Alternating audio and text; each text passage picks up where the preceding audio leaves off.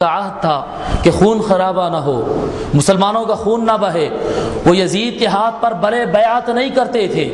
وہ یزید کے ہاتھ کو وہ یزید کی بادشاہت کو تسلیم نہیں کرتے تھے، لیکن جنگ و جدال بھی نہیں چاہتے تھے، لڑائی جھگڑا بھی نہیں چاہتے تھے، وہ خاموش رہتے تھے اپنے مکان میں۔ لیکن کثرت سے لیٹرز آنا شروع ہوئے، اور خط کے بعد خط، پوسٹل نظام بن چکا تھا، اور خطوط در خطوط آتے رہتے تھے۔ اور ایک مدت گزرتی، شعبان کا مہینے میں سیدنا امام حسین رضی اللہ تعالیٰ عنہ مکے میں پہنچتے،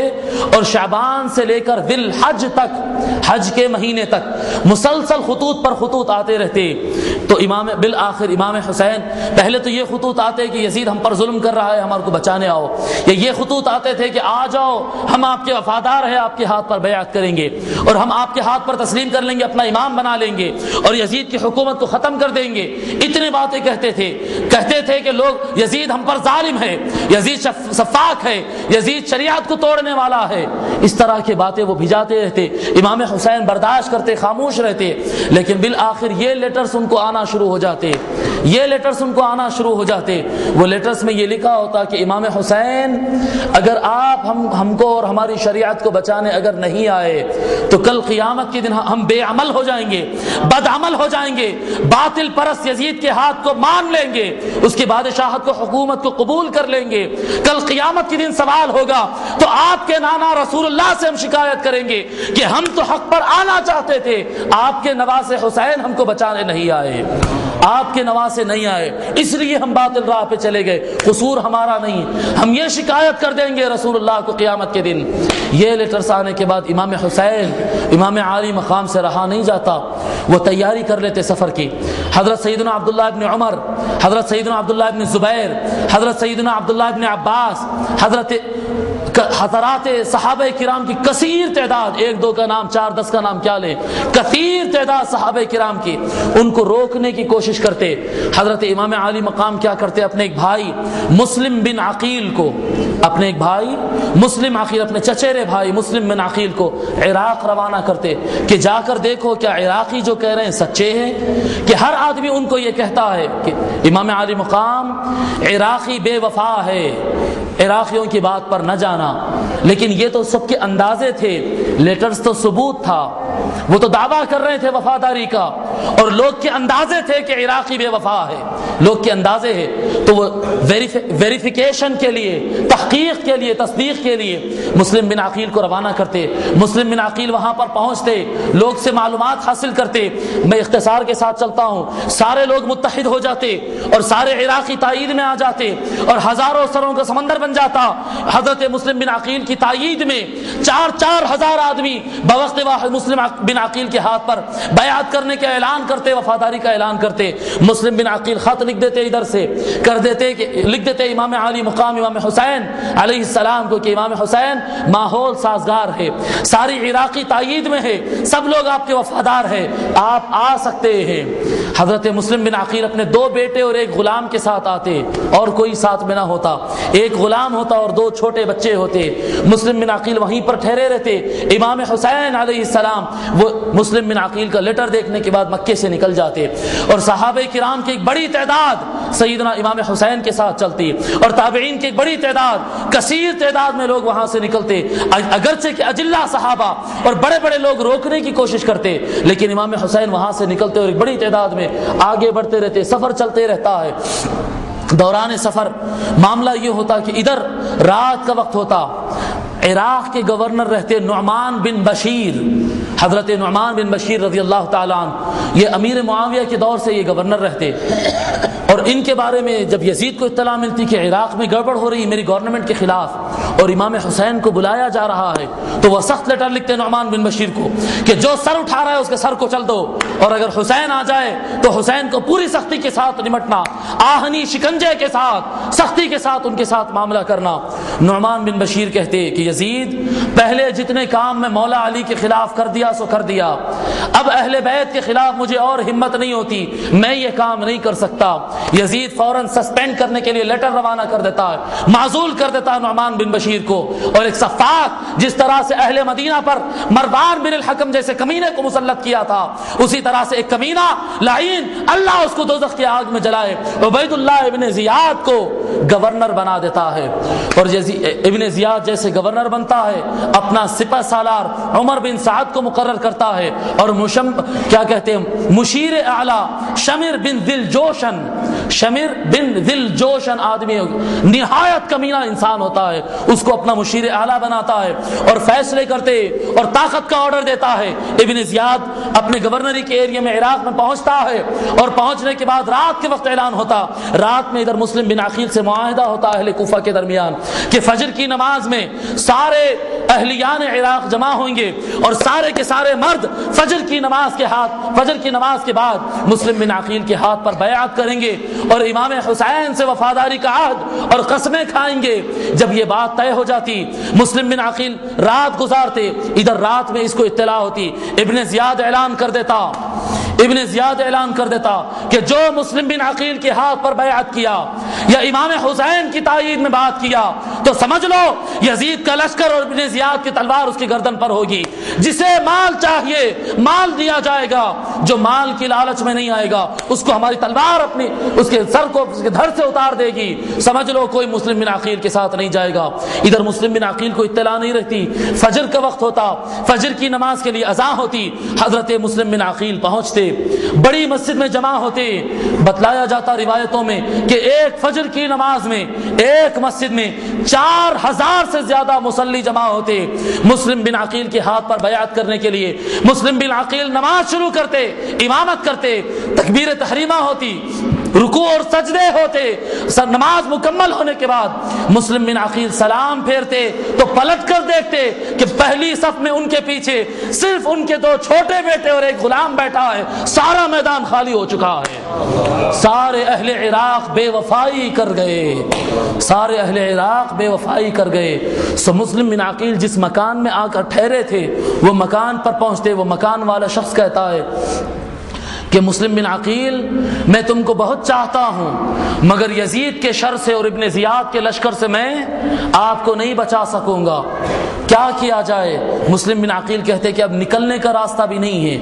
اب عراق میں ہے، اب نکلنے کا راستہ ختم ہو چکا ہے، ہر طرف سے گھیراؤ ہو چکا ہے، ایک کام کرو، کسی آدمی کو لیٹر دے کر میرا ایک کام کر دو، ایک لیٹر دے کر امام عالی مقام امام حسین علیہ السلام کو بھیج دینا اور کہنا کہ کوفیوں نے جس طرح سے مولا علی سے بغاوت کی تھی، جس طرح سے امام حسین کے ساتھ بے وفائی کی تھی، اس طرح سے انہوں نے تمہارے ساتھ بھی اے امام عالی مقام آپ کے ساتھ بھی یہ غداری اور بے وفائی کر بیٹھے۔ سو آدمی کو لیٹر دے کر روانہ کر دیا جاتا۔ ادھر مسلم بن عقیل کے جو گھر والے ہوتے وہ گھر والے کو پکڑ لیا جاتا، جاسوسوں کے ذریعے پتہ چلا جاتا کس مکان میں ٹھہرے، وہ مکاندار کو پکڑ کر لایا جاتا، حضرت مسلم بن عقیل چھپے ہوئے رہتے، یزید کے پاس ابن زیاد کے پاس پیش کیا جاتا، وہ کہتا ہے کہ بتا دو مسلم بن عقیل کہاں پر ہے، یہ کہتا ہے میں نہیں بتاؤں گا، وہ کہتا ہے تمہاری جان لے لی جائے گی، وہ ایک شرط پر کہتا ہے ابن زیاد ایک شرط پہ بتاؤں گا،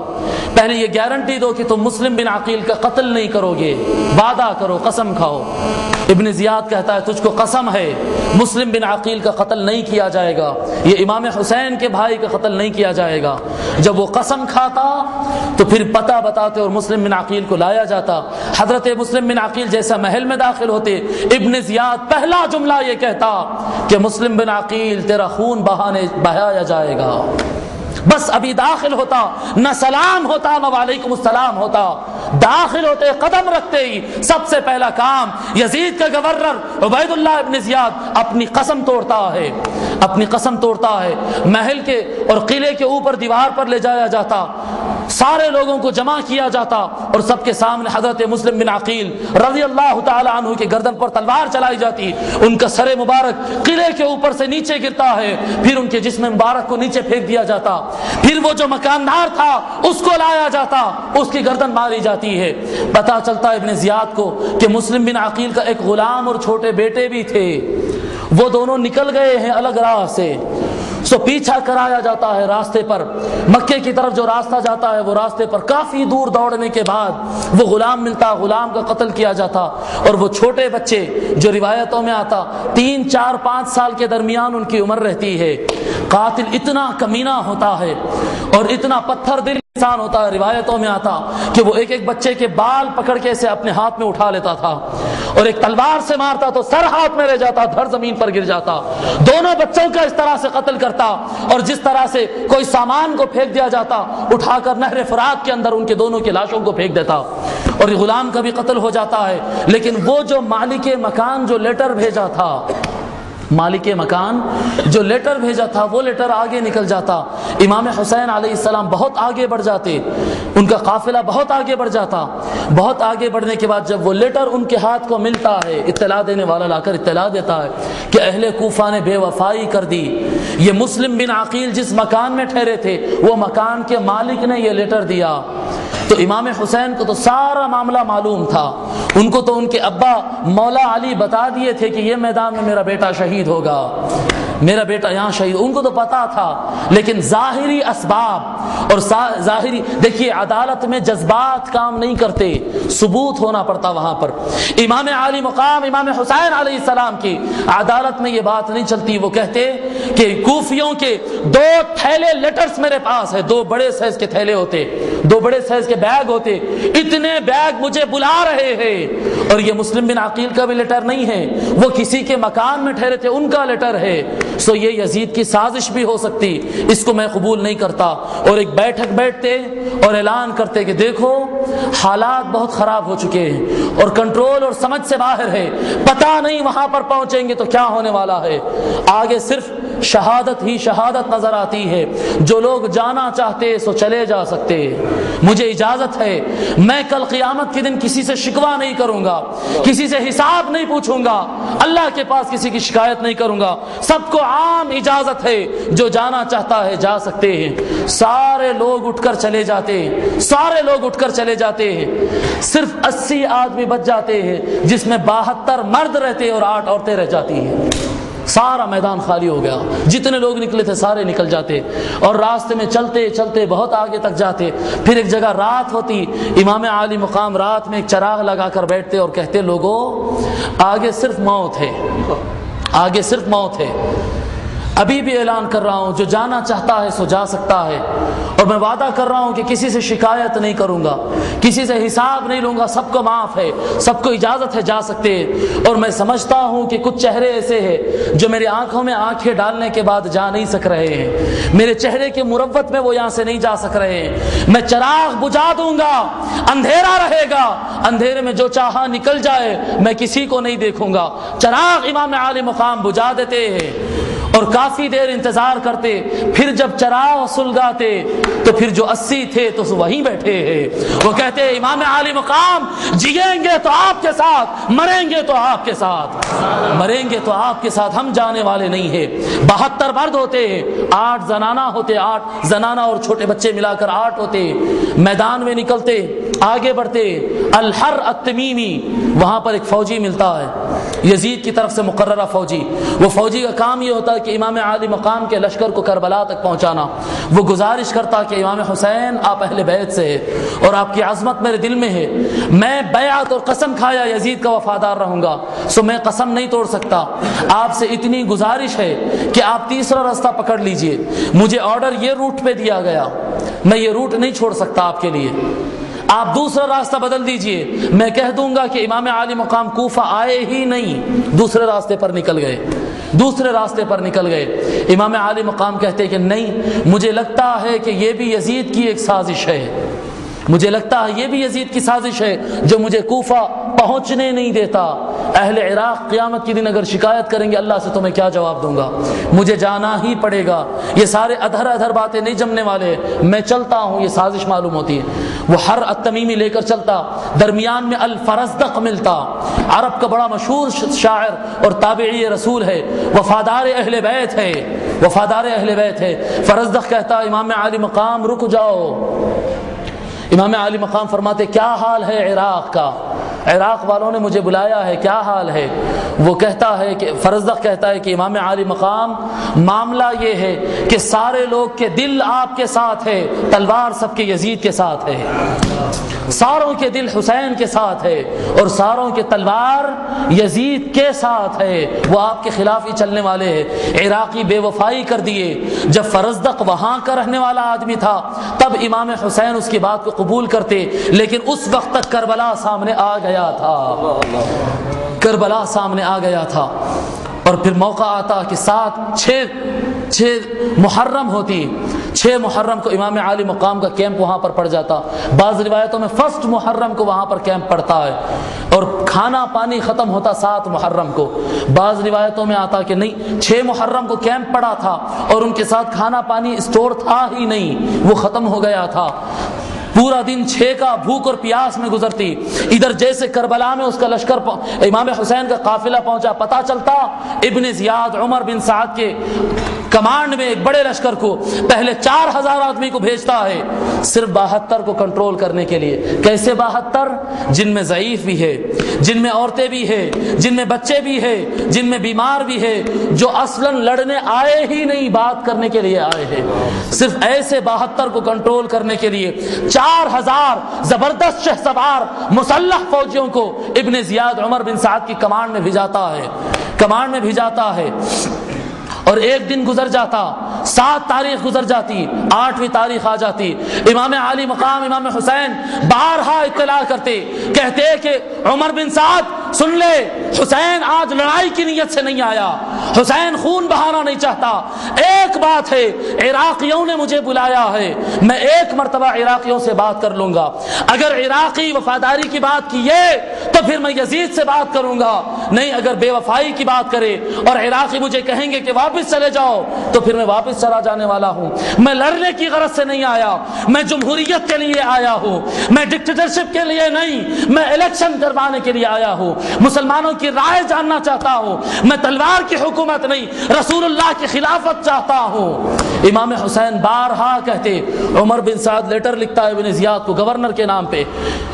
یہ لیٹر لکھتا ہے اور کہتا ہے کہ بھئی امام حسین واپس جانے کی بات کر رہے ہیں، کیا کیا جائے، چھوڑ دیا جائے؟ تو وہ کمینہ ملعون اللہ اس کو دوزخ کے سب سے نچلے گڑھے میں جلائے، شمر بن ذل جوشن، وہ شمر کہتا ہے کہ ابن زیاد تم نے عمر بن سعد کو لڑنے اور حملہ کرنے کے بجائے ہے، یہ عمر بن سعد کیا صلح کی بات کر رہا ہے، کیا چھوڑ دینے کی بات کر رہا ہے، گورنر تم ہے یا وہ ہے؟ وہ تو سپہ سالار ہے، اس کو تو کام ہے آرڈر سننا، تم ہے حاکم، تم آرڈر دو۔ جوش مارتا ہے ابن زیاد کو، وہ کہتا ہے ہاں نہیں صبت رسول اللہ، اللہ کے رسول کے نواسے جب میرے سامنے جھکیں گے تب مزہ آئے گا۔ ابن زیاد کو خواہش پہنچتی ہے کہ بنی ہاشم کا وہ چشم و چراغ، وہ جنتیوں کا سردار جب میرے سامنے جھکے گا اور میرے ہاتھ پر بیعت کرے گا تو بڑا مزہ آئے گا۔ ابن زیاد یہ سوچتا ہے اور کہتا ہے کہ کوئی رحم نہ کیا جائے، پانی بند کر دیا جائے، پانی بند کر دیا جائے، بھوک اور پیاس میں تڑپا دیا جائے، کوئی آگے بڑھے بات کرے تو حملہ کر کے ٹکڑے ٹکڑے کر دیا جائے، مگر امام حسین کو پکڑ کے میرے پاس لانا، کوئی رعایت نہ ہو۔ شمر بن دوشل کو شک ہوتا کہ عمر بن سعد اپنے لشکر کے ساتھ شاید وہ معاملہ نہیں کرے گا جو ہم چاہتے ہیں کہ امام حسین کے ساتھ ہو، تو پیچھے سے کیا کرتا ہے، سپورٹ کے لیے اور 18,000 کا لشکر لے کر آتا ہے۔ 18,000 کس کو گرفتار کرنے کے لیے؟ ایسے 80 آدمی جن میں بوڑھے، بچے، ضعیف، عورتیں، 4,000 مسلح پہلے تھے، 22,000 بیک سپورٹ کے لیے آ کر وہاں پر اپنا ٹینٹ ڈالتے اور اپنا کیمپ ڈال دیتے اور محاصرہ ہوتا۔ سیدنا امام حسین علیہ السلام آخر وقت تک یہ کہتے، جب بالکل آخری لمحہ آ جاتا تو اب کہتے کہ امام حسین دیکھو اب بھی میں نہیں چاہتا ہوں کہ تم رسول اللہ کے سامنے کالے چہروں سے اٹھو، میں نہیں چاہتا ہوں کہ تم واصل جہنم ہو، میرے خون سے اپنے ہاتھوں کو میرے خون سے رنگ کر اس جرم کے ساتھ تم اللہ کے سامنے شرمندہ ہو، میں یہ نہیں چاہتا ہوں، اب بھی کہتا ہوں چھوڑ دو، میں واپس مدینے چلے جاؤں گا، میں واپس مدینہ چلے جاؤں گا۔ 10 محرم آتی، عمر بن سعد بات کو نہیں مانتا، ابن زیاد اور شمر کی بات کو سن کر حملہ شروع کر دیتا ہے۔ سیدنا امام حسین علیہ السلام رات میں کچھ جنگل کی جھاڑیوں کو کٹوا کر، اپنے نوجوان بچوں سے جنگل کی جھاڑیوں کو کٹوا کر کیمپس کے اور ٹینٹ کے جو پچھلا حصہ ہوتا سارے حصے میں وہ جھاڑیاں لگا کر اس میں آگ لگا دیتے تاکہ پیچھے سے اٹیک نہ ہو سکے۔ پیچھے سے آگ ہے، پیٹ میں بھوک کی آگ ہے، 3 دن سے پانی کا قطرہ نہیں اترا، 3 دن سے پانی کا قطرہ حلق سے نہیں اترا، بھوک کی آگ ہے، پیاس کی آگ ہے، پیچھے سے آگ ہے، دن کا وقت ہے، ریگستان ہے، اوپر سر پر دھوپ ہے اور ہر طرف سے آگ آگ ہے، بیچ میں اہل بیت کرام ہے، بیچ میں اہل بیت کرام ہے۔ جہاد شروع ہوتا، ادھر سے اٹیک شروع ہوتا، ادھر سے جوابی حملہ شروع ہوتا، امام عالی مقام اور یزیدی لشکر کے درمیان گھماسان لڑائی ہوتی، سخت لڑائی ہوتی، ایک کے بعد ایک سیدنا امام حسین رضی اللہ تعالیٰ عنہ کے جانثار شہید ہوتے۔ اور تاریخ کی بات بتا رہا ہوں، تاریخ کی بات میں کبھی کوئی مؤرخ امام حسین کا سپاہی نہیں لکھا، یزید کے سپاہی تھے، ابن زیاد کے سپاہی تھے، لشکر تھا، فوجی تھے، اور امام حسین طرف سے جو آگے بڑھتا ہر مؤرخ نے لکھا یہ فدائی تھے، جانثار تھے، سپاہی نہیں تھے، جانثار تھے۔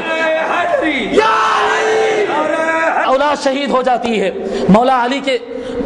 کے امام حسین شہید ہوتے ہیں، امام حسن علیہ السلام کے فرزندان شہید ہوتے اور سارا خانوادہ اہل بیت شہید ہو جاتا۔ امام حسین علیہ السلام سب سے آخری میں رہ جاتے۔ امام حسین علیہ السلام کے اطراف یزیدی گھوڑے اور یزیدی لشکر بدکتے رہتے ہیں، کسی کو ہمت نہیں ہوتی تلوار چلانے کی۔ ہر کوئی یہ تمنا کرتا کہ کاش امام حسین ہاتھ پر بیعت کر لیتے، یزید کے ہاتھ پر بیعت کر لے تو ہم ان کے خون کرنے کے جرم میں نہیں پھنستے۔ دیکھتے عمر بن سعد دیکھتا کوئی ہمت نہیں کر رہا، نعرہ لگاتا اور کہتا ہے کہ کیا ہو گیا، نامرد ہو گئے، ایک آدمی کو نہیں مار سکتے، ختم کرو۔ چنانچہ حملہ ہوتا، سیدنا امام حسین علیہ السلام سجدے کی حالت میں گرتے، ایک بار ان کے کندھے مبارک پر ہوتا، امام عالی مقام زمین پر گرتے، ان کے پیٹھ میں چھرا گھونپا جاتا،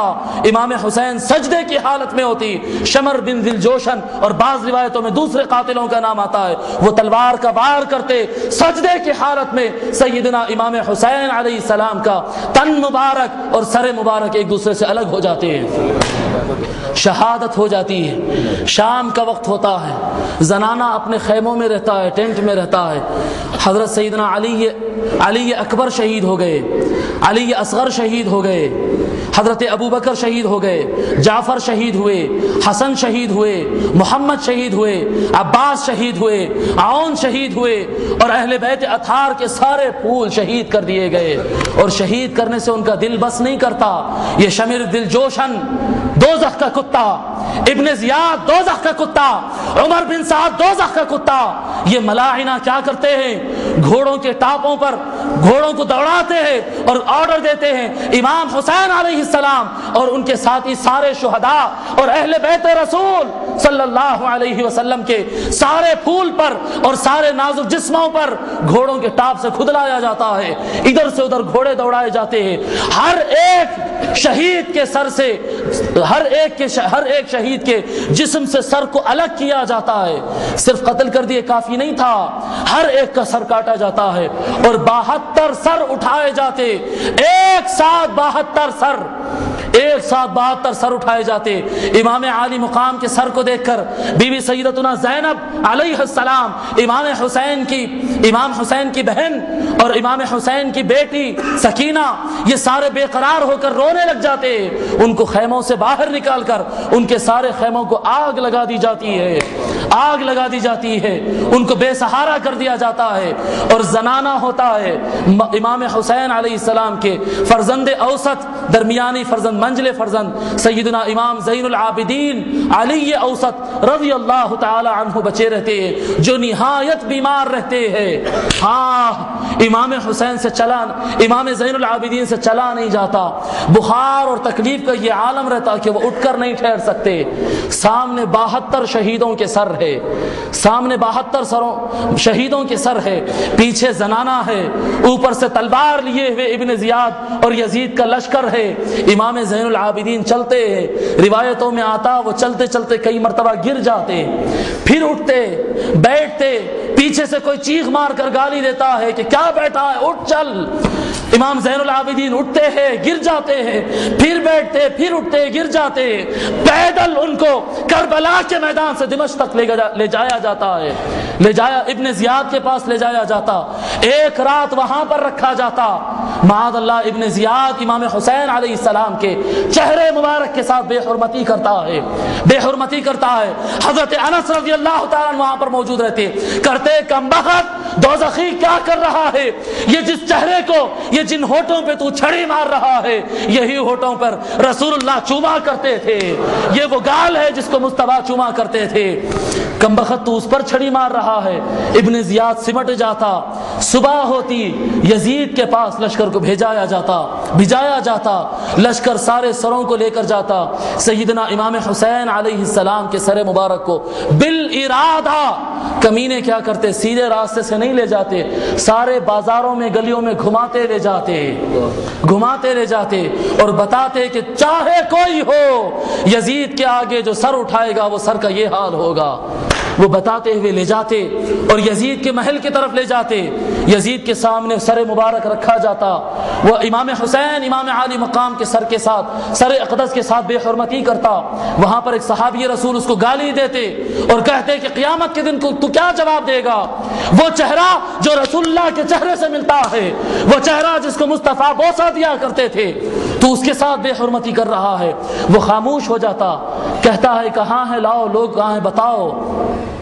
تو زنانے کو لایا جاتا ہے، زنانے کو سامنے لایا جاتا ہے، حضرت بی بی زینب سلام اللہ علیہا امام حسین علیہ السلام کی بہن، اور سیدتنا سکینہ علیہ السلام امام حسین رضی اللہ تعالیٰ کی بیٹی، اور دیگر زنانہ ہوتا سامنے، وہ اپنے چہروں پر نقاب ڈالے خاموش بیٹھے رہتے ہیں۔ وہ یزید بار بار بک بک کرتے رہتا ہے، برا بھلا بولتا ہے، تو خواتین جو ہوتی ہیں وہ جواب دیتی ہیں، ان کو کہتی ہیں کہ کچھ تم کو یاد رہے نہ رہے،